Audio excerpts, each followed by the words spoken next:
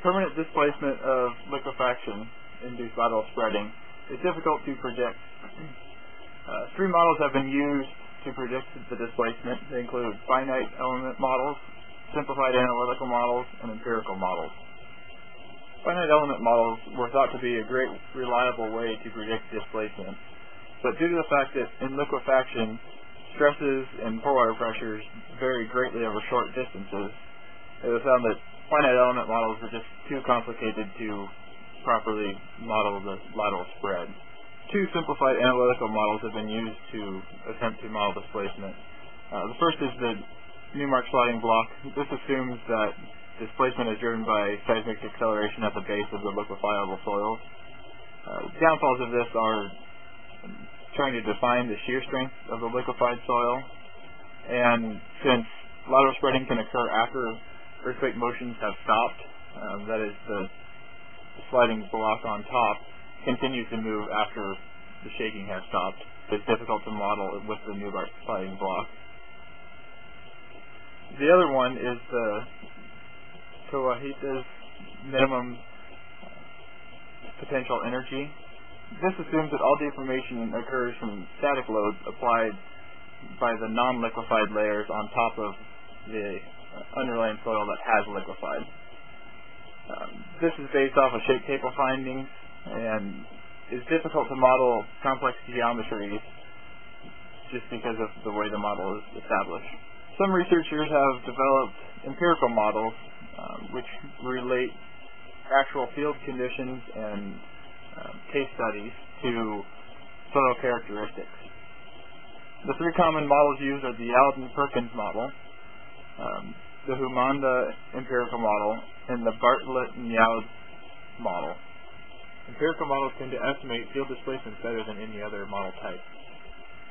The first model, the Alden-Perkins LSI model, is based on case studies from the western United States and Alaska.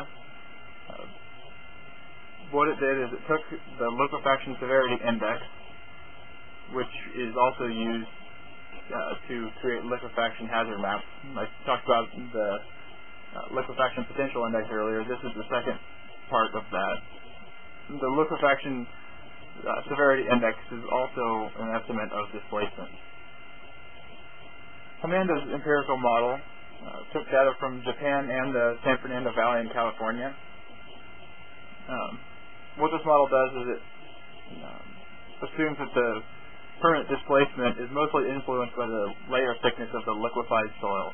Most of the data was taken from the two earthquakes in Japan and seems to only work well in those areas, but has also been used in California for some predictions. The Bartlett and Youde MLR model is a more sophisticated model that uses lateral displacements from 467 sites from the United States and Japan. In creating this model, there were two different scenarios established, a free face scenario and a gentle sloping scenario. As you see, the equations vary slightly from the free face to the gentle slope. And this model works the best of any of the empirical models, but there's slight problems with modeling smaller pockets of displacement inside a large displacement. To wrap things up, it is important to remember that liquefaction-induced lateral spreading has the potential to be very destructive due to the possibility of large horizontal displacements of soils. Also, lateral spread displacements are very difficult to predict.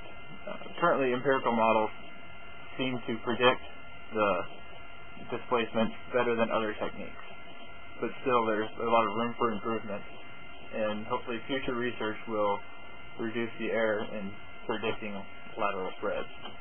Thank you for listening to my presentation on liquefaction-induced lateral spreading.